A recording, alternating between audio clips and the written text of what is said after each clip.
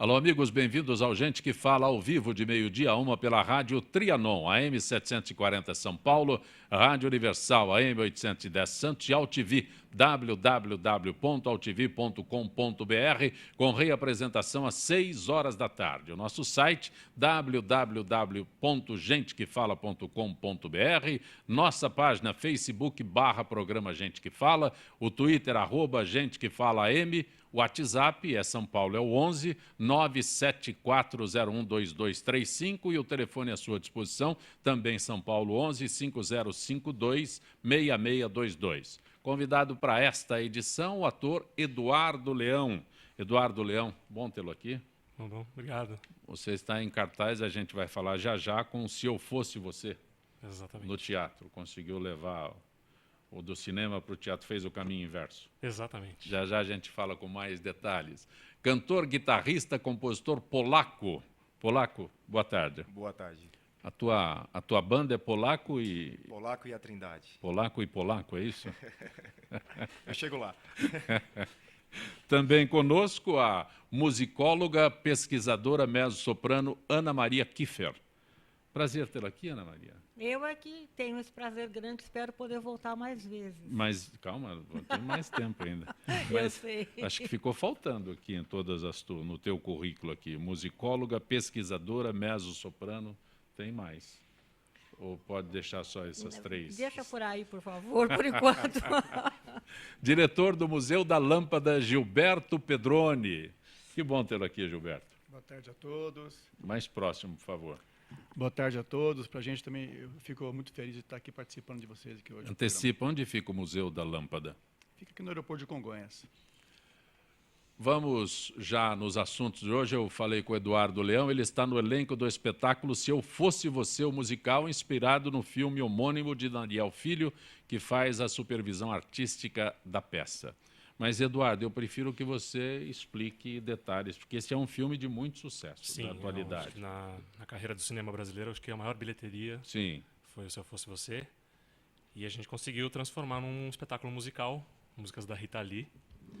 E o casal título do filme é Nelson Freitas e Cláudia Neto, que fazem a troca de corpos.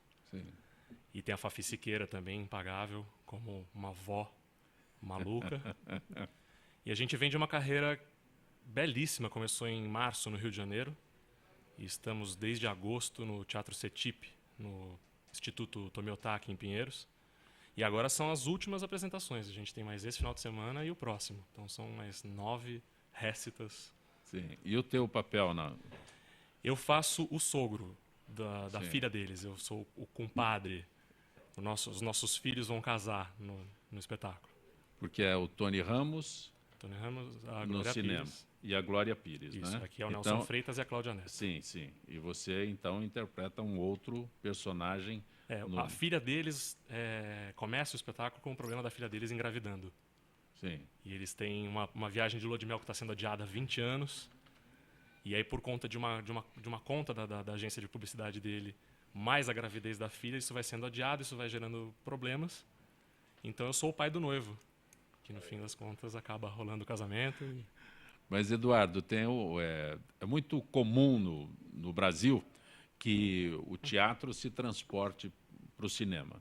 Vocês estão fazendo o caminho inverso, trazendo para o teatro um filme um tema de um filme de muito sucesso, porque realmente no cinema brasileiro as coisas ficam... E essa proporcionou o segundo, né? A sequência do Se Eu Fosse Você 2. Faz parte de um projeto da Aventura, que é a produtora do espetáculo, que é fazer uma trilogia de musicais brasileiros. Começou com Elis, aí o Se Eu Fosse Você e agora o Chacrinha. Então eles estão uma busca de fazer musicais brasileiros com músicas brasileiras para inaugurar esse mercado. Tem algum trechinho musical teu na peça? Sem acompanhamento? Como sem acompanhamento? Com acompanhamento é fácil, né, Ana? Com acompanhamento não precisa. Aqui tem bastante, né? Também você pegar no pé assim, sem avisar antes, é complicado, né? Muito bom. Museu da Lâmpada. Vamos falar com o o Gilberto sobre o Museu da Lâmpada, que inaugura espaço dedicado àqueles que fizeram a história da iluminação. Corredor dos Inventores, entre as atrações, criações de Thomas Edison, como o cinetoscópio. Como é que é isso? Cinetofone, é isso? É isso. Me auxilia, me auxilia. É assim, o Museu da Lâmpada. É. Então, novamente, boa tarde a todos aí, né? Vamos falar um pouquinho sobre o museu, né? O museu está estabelecido aqui em São Paulo desde 2012. Então, é que assim, é um sonho meu. Eu já mexo com a minha empresa que patrocina o museu, a Gimava. Está estabelecida há 27 anos no mercado já, de iluminação. E, assim, eu sempre gostei de iluminação. Sou um cara, assim, que eu gosto de dar luz. Não sou mãe, mas dou a luz, né? Então, sempre gostei de lâmpadas. E esse mercado, para mim, é muito... mercado muito encantador.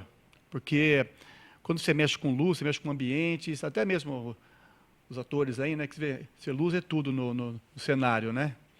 E assim, eu já tinha uma coleção de algumas lâmpadas. Já fazia já tinha essa hobby, coisa já, um hobbyzinho de ter lâmpadas antigas, colecionar, você vê que maluquez, né? Cada um com a sua loucura, né?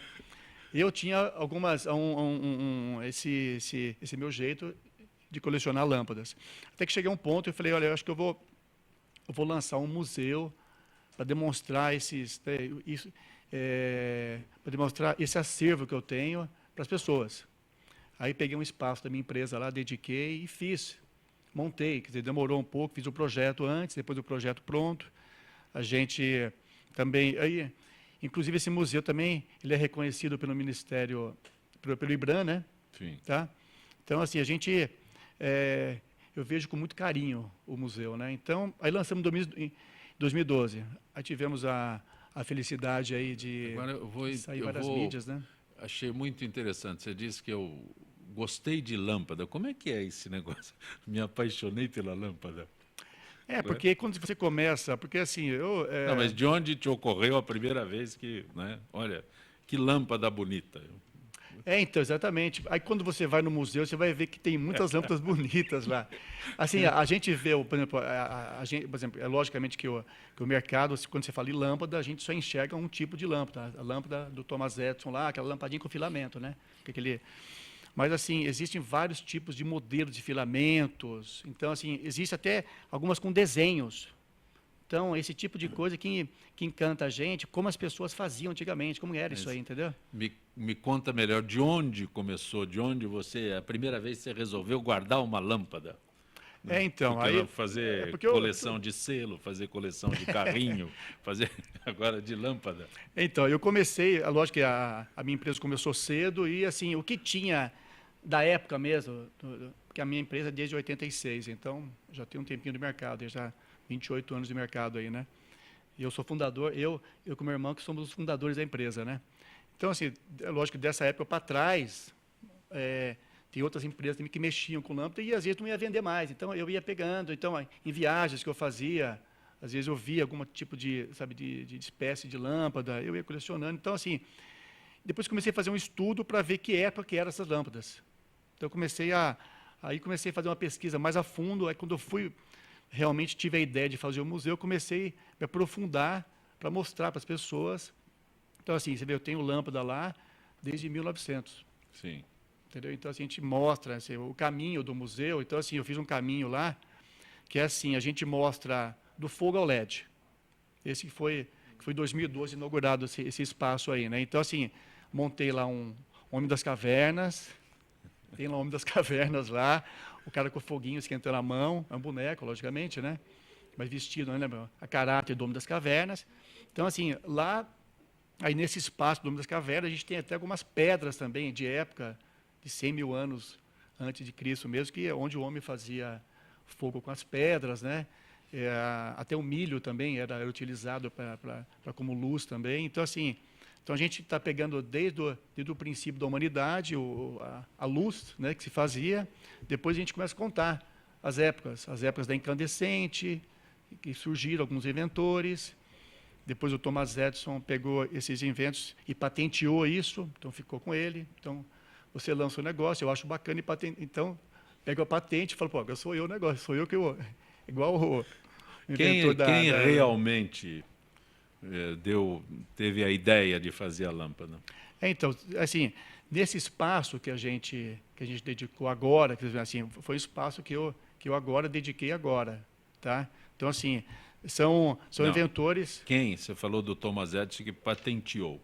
Então, é como o Marconi ter patenteado o rádio e o padre Landel de Moura brasileiro que inventou o rádio.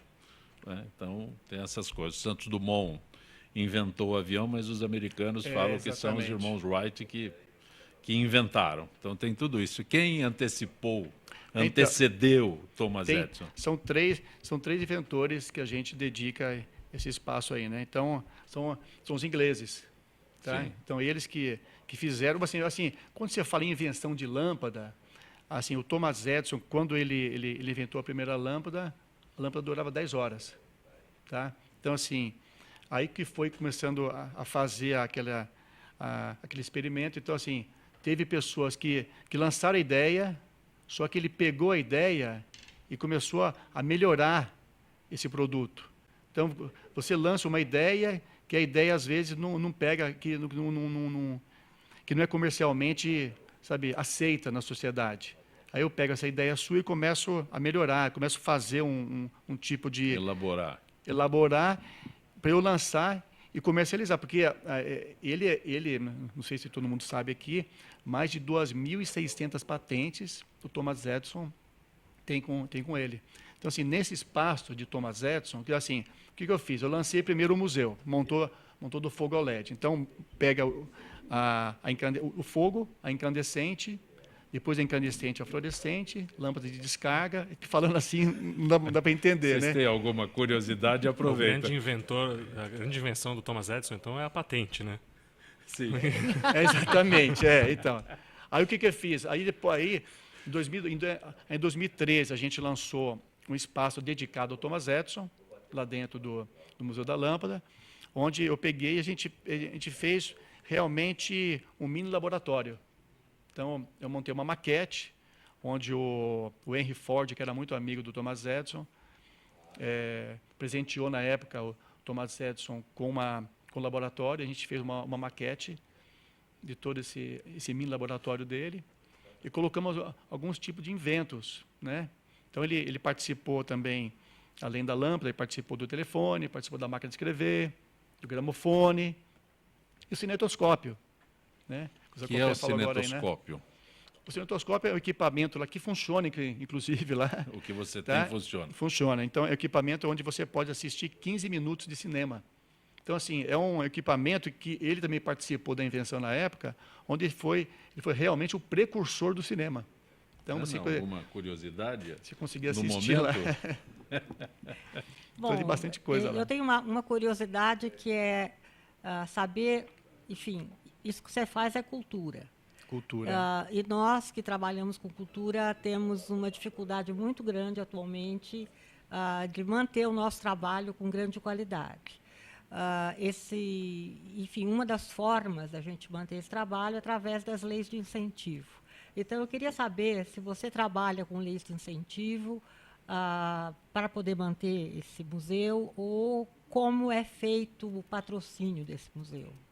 Então, como eu tinha falado aí, assim, lei de incentivo aqui no Brasil é uma coisa difícil, né? Fictícia. Fictícia, exatamente. Então, assim, a minha empresa que participa ativamente desse processo aí, com incentivos, né? Então, assim,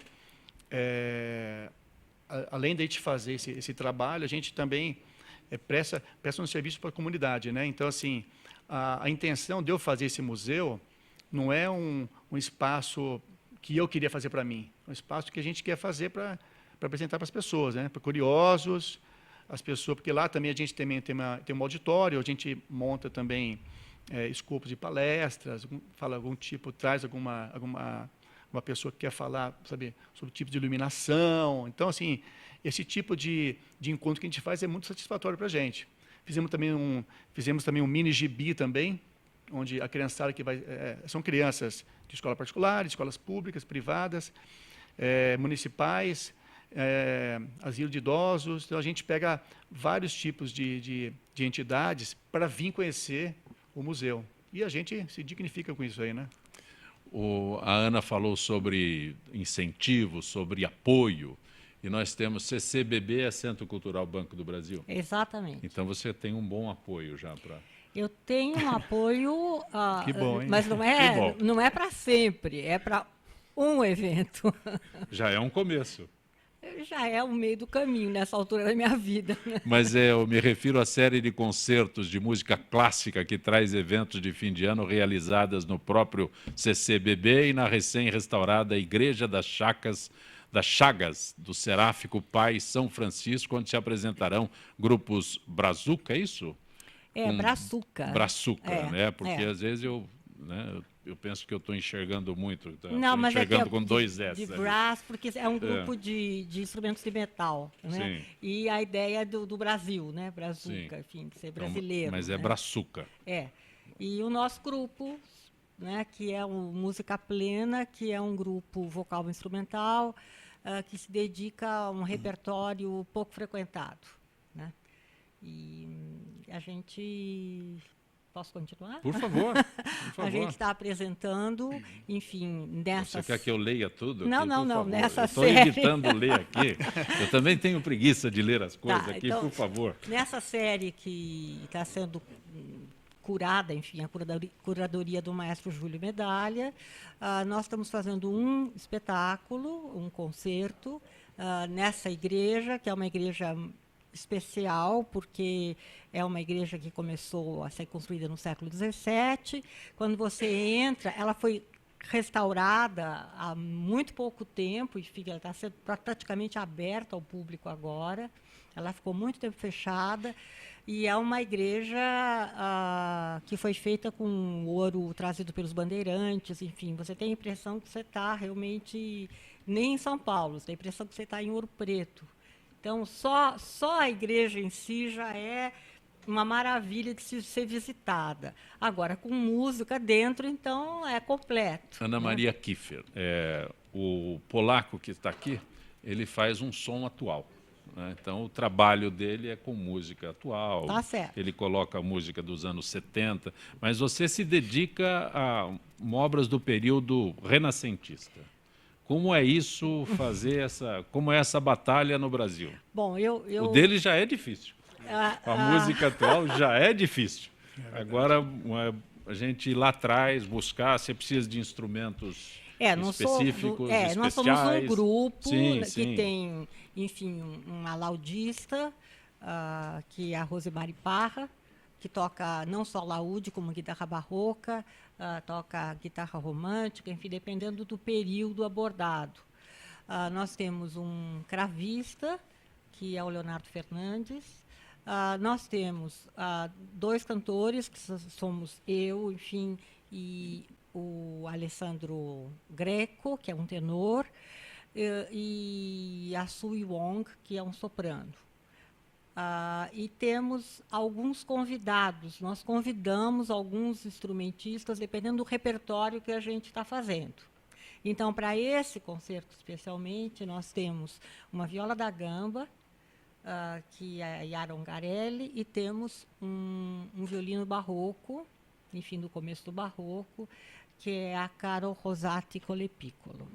Então, essa é a formação do grupo que vai se apresentar no próximo dia 13 de dezembro, da igreja que você mencionou e que talvez seja mais conhecida pelos paulistanos como a Ordem Terceira de São Francisco. Ela fica no Largo São Francisco, ao lado da Faculdade de Direito. E à 1h, é um sábado, junto com esse conjunto Brazuca, com entrada franca. Agora você não respondeu o que eu perguntei. Se é difícil fazer a música que o polaco faz, que é atual? É difícil. Né? Não, mas eu acho que é igualmente difícil. Eu acho que não é nem mais nem menos difícil.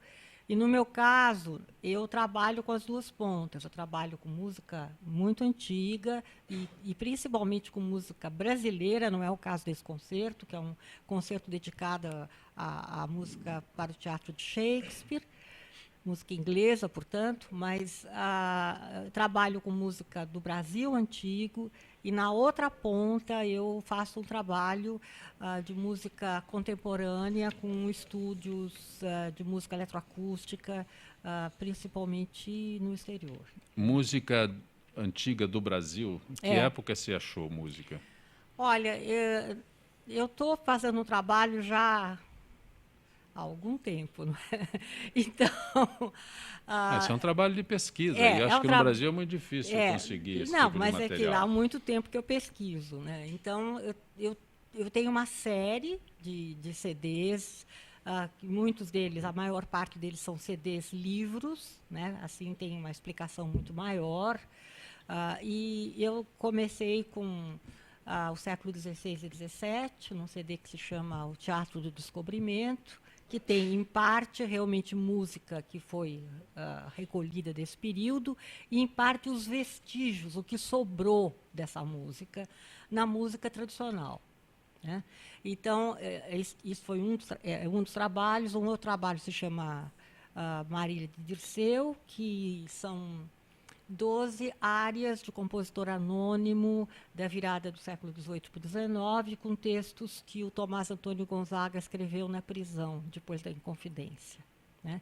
Depois eu fiz um outro trabalho que eu adoro, que talvez seja o trabalho mais popular, que talvez tenha até a ver, porque tem, enfim, instrumentos de cordas dedilhadas, com o trabalho do polaco, que se chama Viagem pelo Brasil, que é um conjunto de músicas que foram recolhidas pelos viajantes naturalistas do começo do século XIX. E para esse trabalho, que é feito junto com a Gisela Nogueira, que toca viola de arame, e com a Edelton Glöden, que toca guitarra clássica, enfim, a gente teve que pesquisar muito, porque nós não encontrávamos a viola. Sim. E eu levei 11 anos para conseguir uma original do 18. Polaco, no teu caso, você faz música, é blue, é isso? É um blues, Vocês também gostam de complicar, né? blues brasileiro, eu gosto de falar. Porque o blues é um estilo totalmente americano, mas eu escrevo as minhas músicas em português. Então, querendo ou não, a gente, desde criança, escutando a música brasileira, a gente tem uma influência que já vem no sangue, né? Então, isso é impossível de tirar da gente. Ele está pedindo para você falar mais perto aí, que senão o restante do trio não ouve. E é isso, igualmente difícil o trabalho da Ana também, eu imagino dela ainda um pouco mais a fundo em detalhes musicais, até com viola de arame, eu também nunca tinha ouvido falar. Na verdade, é a avó da viola caipira. Olha, que bacana, eu vou até pesquisar depois. Eu adoro som A de gente viola. conversa depois. Por que a banda e a Trindade? Banda Polaco e a Trindade? É o seguinte, eu toco na noite. Falta uma vírgula aqui, é banda Polaco e a Trindade ou é banda Polaco? Polaco e a Trindade. É. Eu toco desde muito tempo e eu sempre segui uma carreira solo. E toquei com outras bandas como guitarrista, tentei como cantor também, eu arrisquei algumas vezes quando era mais novo. E em 2006, quando eu comecei esse projeto particularmente meu, eu não tinha músicos acompanhantes. Então, Polaco, porque é um trabalho meu, e a Trindade, porque eu sempre gostei de tocar em trio. Então, eu sou guitarrista e cantor, tenho o contrabaixista e o baterista. E a minha guitarra se inclui na Trindade. Então, é um baixista, um baterista e a guitarra. Então, sou eu e mais essas três partes. E como nunca eram músicos sempre os mesmos, e estava sempre trocando, eu preferi optar por esse nome para ficar mais fácil. Daqui a pouco eu vou abusar da sua boa vontade. Antes vou registrar O Natal se aproxima e o tradicional envio de cartões continua sendo uma das formas mais simpáticas de desejar boas festas a familiares, amigos, clientes. Como todos os anos, o Ampliar, programa de educação e profissionalização de jovens em situação de risco social, com o apoio logístico do Secov São Paulo, coloca à venda os seus cartões cuja renda é revertida para os projetos da instituição. São 8 modelos. Cartões podem ser adquiridos no site www.ampliar.org.br/cartões. Temos os telefones aqui de São Paulo, 5591-283, e também temos um fax, 5591-1282, o e-mail ampliar@ampliar.org.br. Você pode ir pessoalmente na sede do Secov, que fica na Rua Doutor Bacelar, 1043, na Vila Mariana, durante o horário comercial. Você está acompanhando o Gente que Fala, hoje conosco o ator Eduardo Leão, a musicóloga Ana Maria Kiffer, o diretor do Museu da Lâmpada Gilberto Pedroni e o cantor polaco. Nós retornaremos em instantes.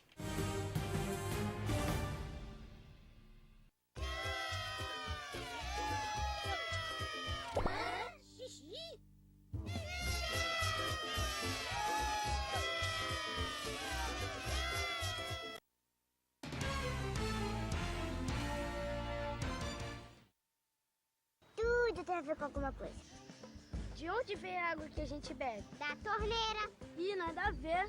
Vem dos rios que nascem da mata. Sabia que a gente só respira por causa das árvores? A árvore respira? Respira. A árvore respira.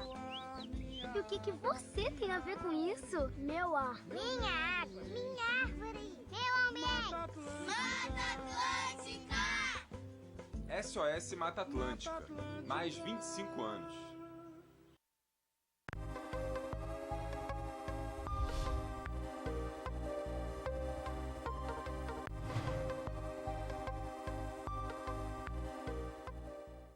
A Câmara de São Paulo convida você para debater o Orçamento 2015.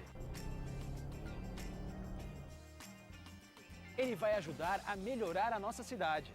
Será a sua chance de indicar os investimentos necessários em seu bairro, como mais recursos para a saúde, transporte público, moradia e lazer. Aproveite essa oportunidade e venha para as audiências públicas. Estamos esperando por você. Participe!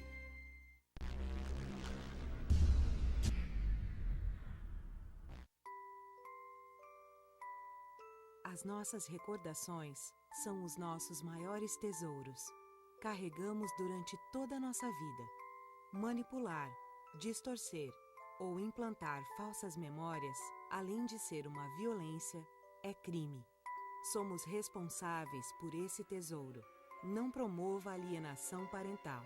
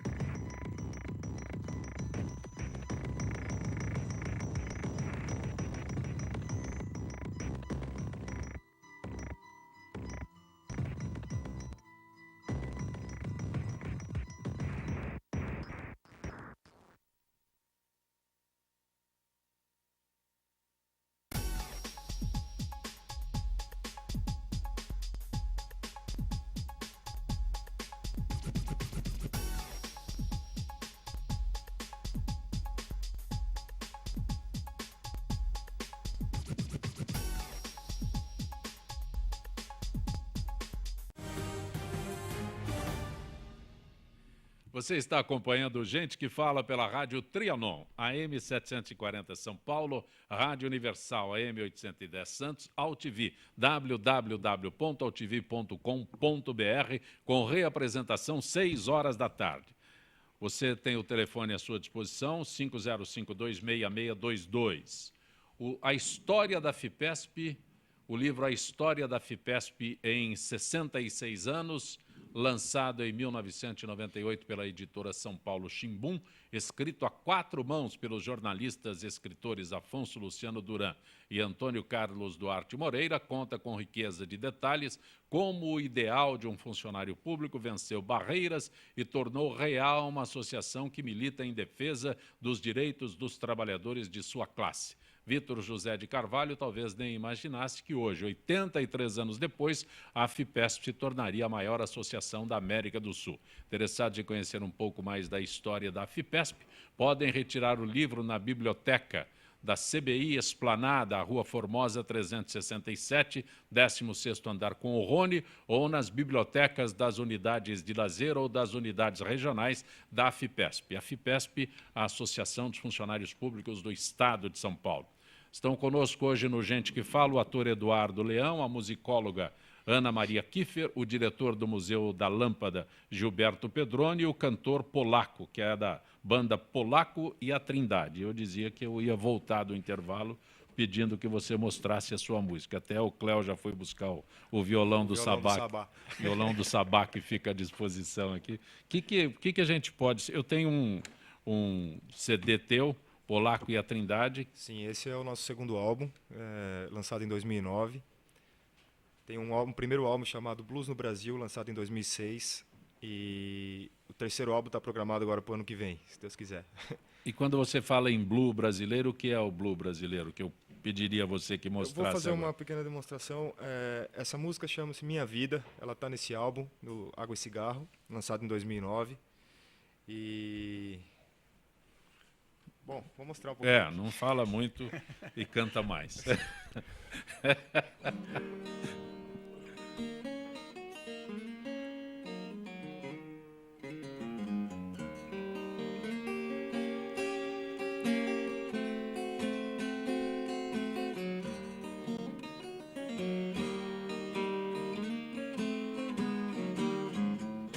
A minha vida é só você e você sabe por quê.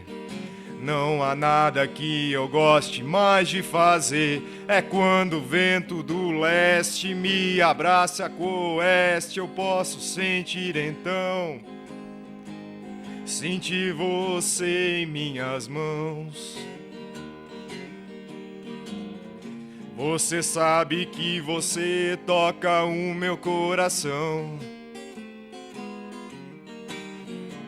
Outro dia um senhor me perguntou: Ei filho, não vai arrumar um amor? Então eu disse-lhe assim: eu já tenho alguém que fala por mim. Ela tem um braço, 6 cordas e grita, e grita, e grita.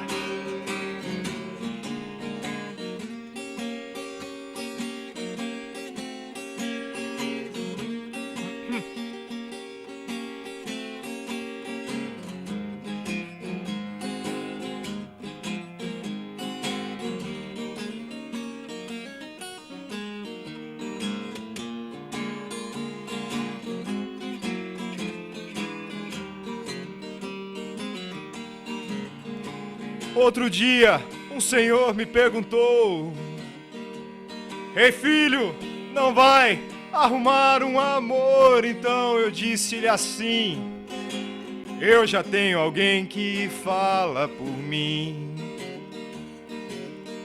Ela tem um braço, 6 cordas e grita.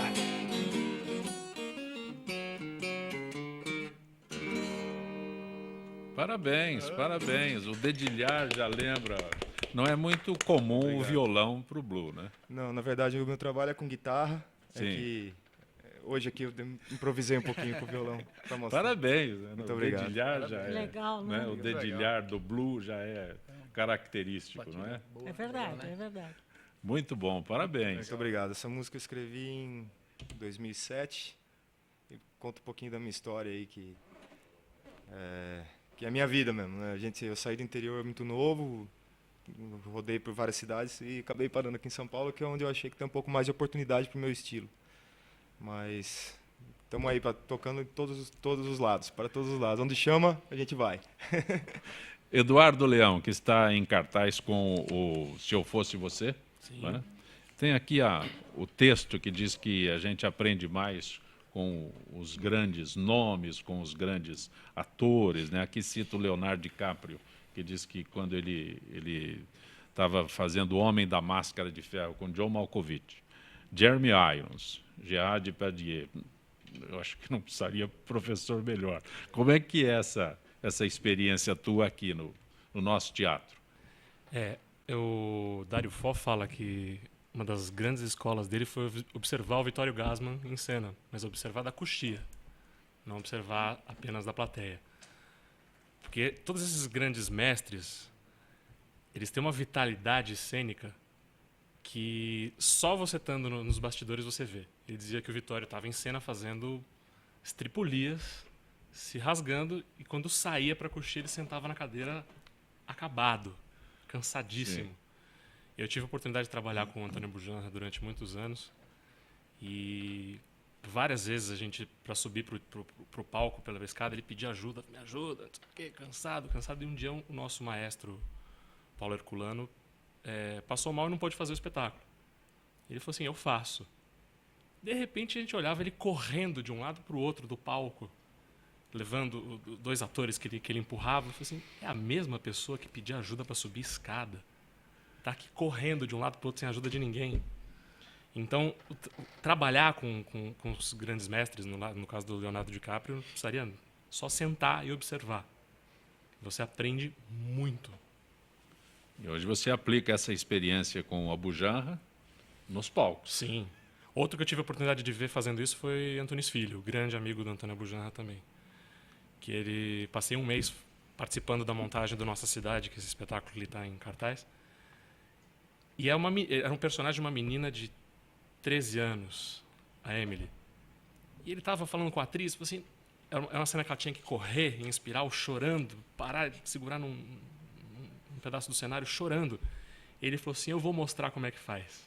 Está com 80 e poucos anos de idade. Ele correu, chorando, segurava e dava o texto. Assim, vou mostrar de novo. Fez 3 vezes. Não existe escola melhor. Não. Falei, obrigado, já aprendi bastante. Basta, né? Basta. Suficiente, né? Mas, Gilberto, lançamento de filme terá passeio por museus, né? Uma noite no Museu 3 marcará o lançamento aqui em São Paulo. A empresa distribuidora promoverá passeio ciclístico noturno por diversos pontos culturais da cidade, como o Teatro Municipal, Mosteiro de São Bento, incluindo museus como o da língua portuguesa e o MASP. Mas o que se lamenta é que esses locais não podem ser visitados à noite. Qual a tua análise nesse lançamento? Eu penso o seguinte, o nosso museu lá, que ele é aberto todos os dias, né, das 8 da manhã. Onde fica exatamente o museu? Físico. Na Avenida João Pedro Cardoso, 574, aqui no aeroporto de Congonhas. Perto, sim, aqui em São Paulo, né? A entrada é gratuita? Então, a entrada é 1 quilo de alimento não perecível. Uma lâmpada. É 1 quilo de alimento não perecível que a gente contribui com 2 entidades, né? Sim. Que é a Casa Hope, que também é perto também da empresa também, lá do museu, e também a ADERE, instituição ADERE também. Tá? Então, esses 2 polos que a gente arrecada os alimentos, né?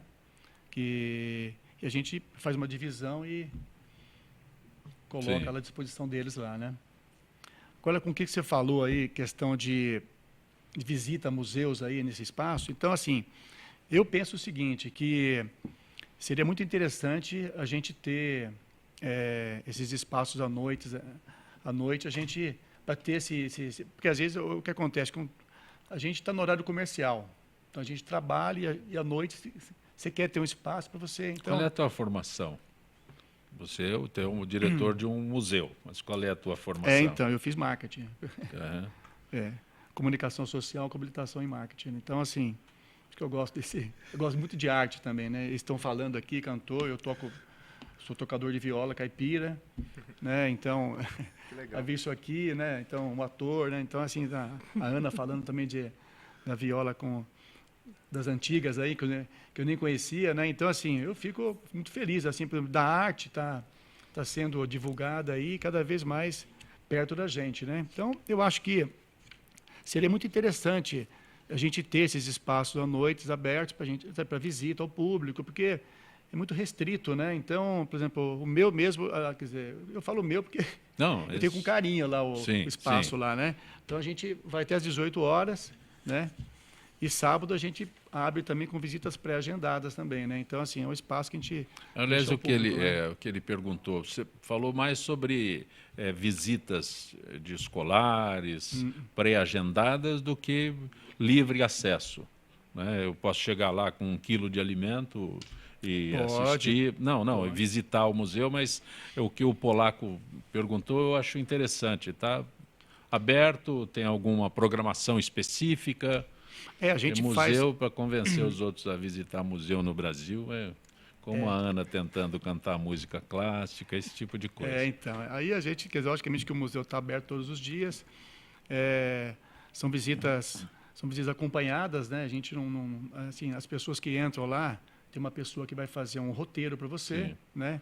Porque a gente trata também do museu também, a gente trata também da reciclagem. Então, o que acontece? Eu fiz um espaço lá, na entrada do museu, é um espaço, é um chão de vidro, você entra com chão de vidro, um chão de vidro iluminado, com lâmpadas antigas no vidro. Então você pisa sobre as lâmpadas. Então, quando você fala o meu museu, é meu museu mesmo. Não, pelo carinho que você trata, né? Pelo carinho que você se refere, é meu mesmo. E ele patrocina, né? Você patrocina, administra, você ainda ajuda uma entidade...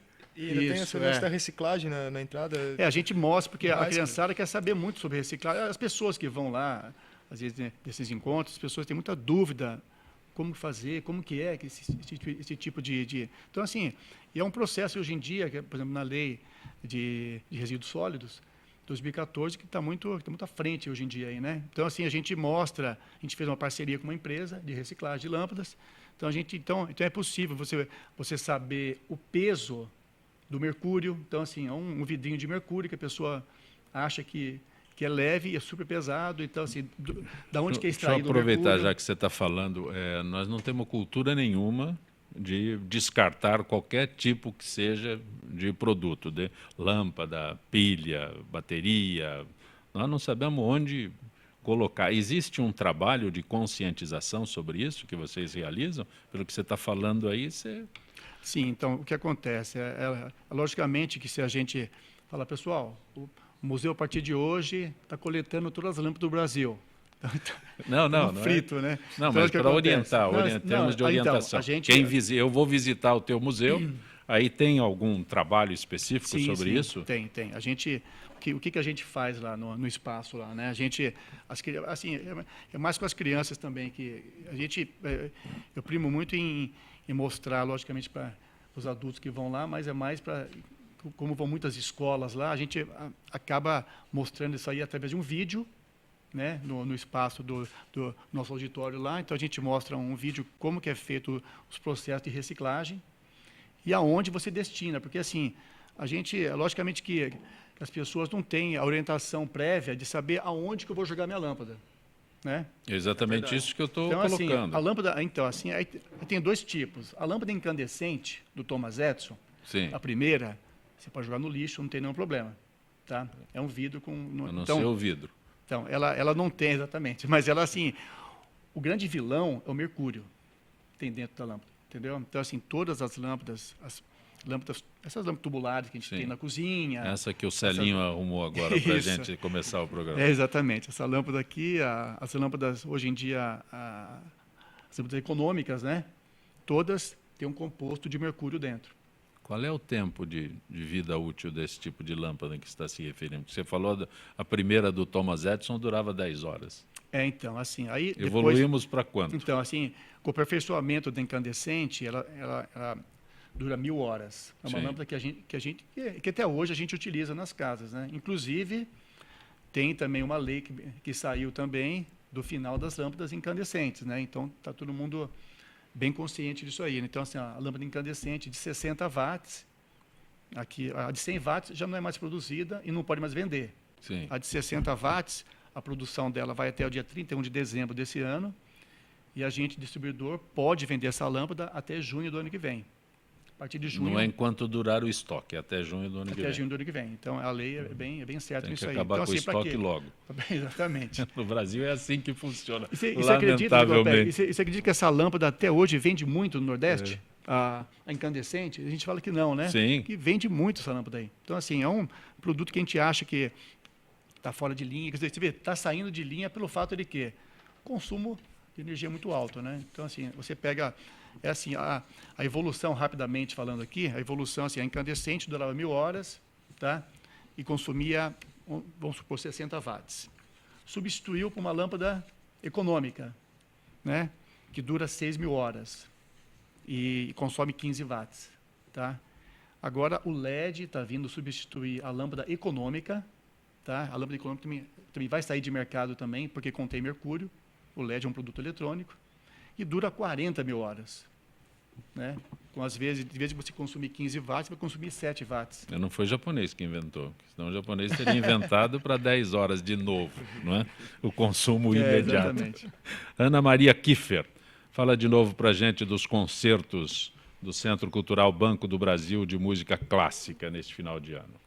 Nós temos, enfim, nós temos 2 concertos ainda, dos quais eu participo de um, que é no dia 13 de dezembro, próximo, à 13h, junto com o grupo Brazuca. O meu grupo se chama Música Plena, eu participo, integro o grupo e faço a direção artística do grupo.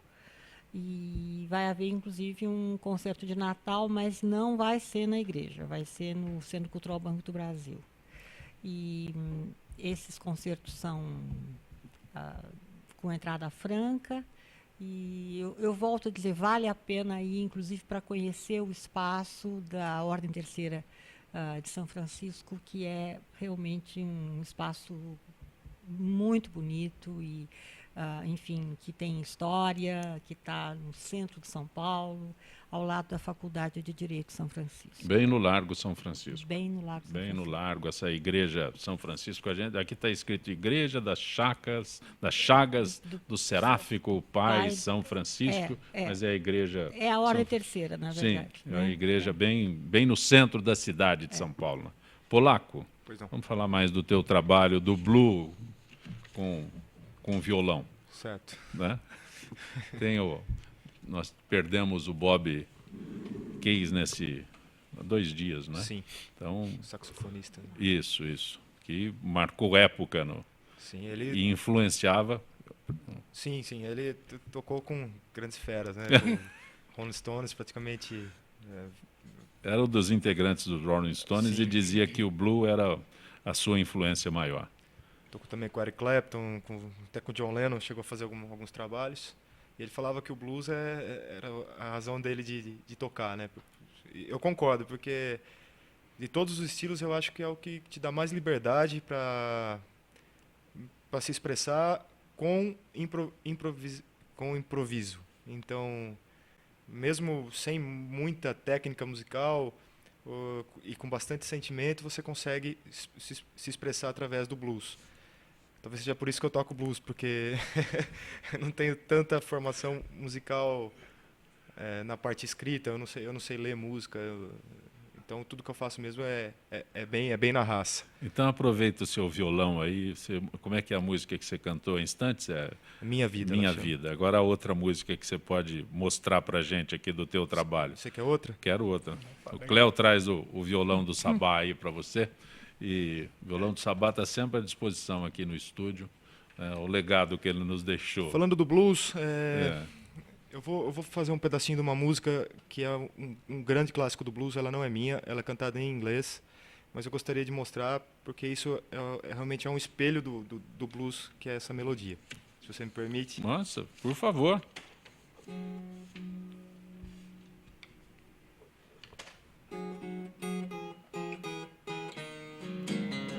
I got a key to the highway,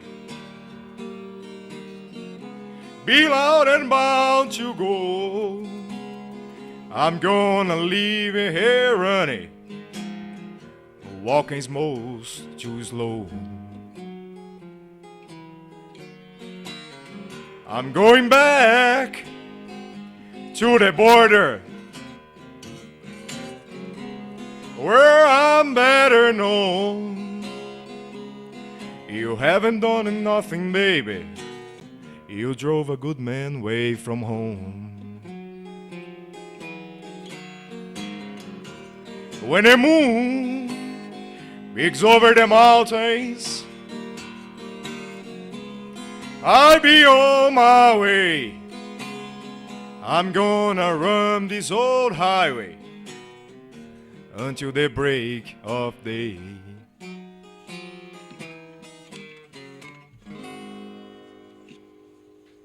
Parabéns, parabéns.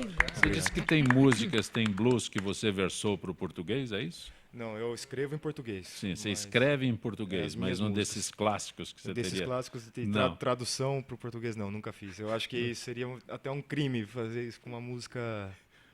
Que o blues é um estilo nascido nos Estados Unidos, e acho que não seria legal traduzir um clássico para o português. Não sei, na minha opinião, né? Parabéns, parabéns. Mas Polaco, você fala que você é um músico, digamos, instintivo, que você não tem formação, mas não você tem formação vocal, que eu sei. Sim, formação vocal. Conta!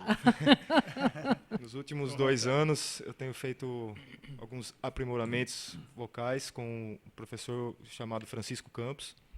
É uma pessoa maravilhosa, me ensinou, está me ensinando a cantar, com bastante empenho que eu tenho também para aprender, e ele para me ensinar, e agora estou conseguindo desenvolver melhor. Mas a parte instrumental de tocar guitarra, tocar violão, isso foi sempre na raça, autodidata mesmo. Lógico que eu tive os amigos que passaram algumas coisas, mas o desenvolvimento foi meu mesmo, de vontade. Para Ana, que é pesquisadora, musicóloga, estuda essas coisas. música. Eu sou musicista, vai, pronto. Assim junta tudo. Gilberto, Elcir da Vila Zilda, o que as pessoas ainda não conhecem de Thomas Edison, além, claro, da invenção da lâmpada? Não conhece que ele não inventou. Como diz o Eduardo, a invenção dele foi a patente. Foi muito bem de patente. Eu creio o seguinte, que o Thomas Edison aí, ele é famoso, ele pegou nome no mundo inteiro por esse principal invento que a gente tem aí, né? Que é a iluminação aí, né? E assim, eu acho que o outro principal invento dele, que é muito utilizado, é o gramofone, né? Eu tenho o primeiro gramofone lá no museu, como foi feito, né? Uma réplica, né? E o outro gramofone um pouco mais evoluído, né? Então, acho que esse aqui é o tipo assim mais... A lâmpada e o gramofone. O gramofone que são os mais usuais aí hoje em dia, né? Tem uma outra pergunta para você, da Vanilda Bertolo de Santos. O brasileiro tem o hábito de visitar museus? Não, não tem. É assim, a gente começa a enxergar de uma forma, assim, te aborda de um jeito diferente as pessoas que vêm lá no museu. Então, as pessoas geralmente vão a museus, eu gosto de frequentar muitos museus, e às vezes não tem uma abordagem, você fica com muitas dúvidas, às vezes numa arte que você está vendo, então surge dúvida nas pessoas. Então, vendo esse tipo de dificuldade que eu tenho às vezes, não estou criticando no museu, estou falando assim da abordagem minha própria, né? Então, por isso que eu coloco pessoas para acompanhar, sabe, e começar a mostrar cada passo. Então, as pessoas começam a se interessar mais pelo que existe lá dentro. Não só você deixar um espaço aberto para as pessoas visitarem, olhar, porque às vezes eu vejo muitas pessoas, às vezes eu gosto de observar pessoas, né? Então, as pessoas olham uma arte, às vezes não entendem e vão seguindo. E, às vezes, passam por espaços que deviam ser assim catalogados de uma forma mais... Pontos mais esclarecedores. Então, falar, olha, você sabe que isso aqui, sabe, existiu, então você cria um ambiente para aquele espaço ali que a pessoa jamais está passando, ela vai passar despercebido. Muita coisa na nossa vida passa despercebida, né? O Eduardo Leão, Rosana da Lapa, como é o processo de adaptação de um filme para o teatro? Onde o diretor pode encontrar dificuldade na hora da adaptação? O processo do Se Eu Fosse Você, que eu posso falar, foi curioso por causa disso. O Daniel Filho, quando recebeu o convite, ele falou assim, eu vou fazer a supervisão, porque a direção, principalmente de um espetáculo musical, ele entregou para o Alonso Barros, nosso diretor Alonso Barros. Ele tem uma formação como coreógrafo. E a maioria dos diretores de musicais na Broadway são coreógrafos. Porque a ligação entre a música, a dança e o teatro é diferente do teatro de texto, que a gente já tem a roteirização ali. A gente pega o roteiro do filme, a história do espetáculo, e tem que achar onde encaixar as músicas da Rita Lee e como fazer isso com os números de dança também. Então o Alonso Barros fez isso de uma forma muito, muito bonita, muito brilhante, que é casar o que a Rita Lee está falando com o que o filme está falando e ainda botar isso coreografado. Polaco, Neuza Vieira do Tremembel. O gosto pela boa música parece que está ficando de lado quando se trata da nossa juventude. Você saberia explicar? Hoje em dia está bem complicado mesmo, né? Acho que gosto é gosto. Cada um escuta e faz o que gosta, mas eu concordo em parte com ela. Você está se apresentando em algum local aqui em São Paulo? Fixo não, mas... Tem uma forma de contato? Sim. Se quiser conhecer um pouco mais do trabalho, na agenda lá também, onde os próximos shows, www.polacoiatrindade.com.br. E amanhã nós nos apresentaremos na rua 13 de maio, 830, num lugar chamado Templo Clube, que é um festival que está acontecendo de bandas independentes, na qual eu me encaixo. Agradeço a gentileza de ter participado do nosso Gente que Fala. Eu agradeço o convite, muito obrigado. Gilberto Pedroni, o endereço do museu. O museu fica localizado no aeroporto de Congonhas. Museu da Lâmpada. Museu da Lâmpada, né? Na Avenida João Pedro Cardoso, número 574. Grato por ter vindo ao nosso Gente que Fala. Muito obrigado. O Eduardo Leão, onde está, se eu fosse você, em cartaz? Teatro CETIP, no Instituto Tomiotaki, em Pinheiros, Rua Coropés, 88. Só mais este final de semana e o próximo, e acabou. Ana Maria Kiffer, o nosso próximo concerto será na Igreja da Ordem Terceira de São Francisco, no Largo de São Francisco, em São Paulo, no próximo dia 13, sábado, a 13h. Eu queria aproveitar para agradecer, se der tempo de dizer uma coisa. Está falando muito aqui da dificuldade da divulgação, da cultura, da música, do museu, do teatro. E eu queria dizer que um programa como o seu é muito importante. Nós teríamos que ter muitos programas como esses, para as pessoas sentirem a vontade, a curiosidade de assistir ou de saber do passado, do presente, do futuro, de como vai ser isto. Eu te agradeço muito. Eu que agradeço. Gente que Fala tem na direção-geral o jornalista Fausto Camunha, na diretora de produção Ezenilda Salvato, redação Raela Brandão, Pedro Schiavon, na pauta José Carlos Sicarelli, produção cultural Ricardo Godoy, na rádio Trianon, Neildo Neres, Cleo Rodrigues Benebenê, na direção da AltV, Alberto Luquete, na técnica James Eduardo, Iago Matsumoto, Célio Teixeira, Arthur Endler. Estaremos de volta segunda-feira, meio-dia. Na sequência, Trianon, Marcos Calazans. Grato.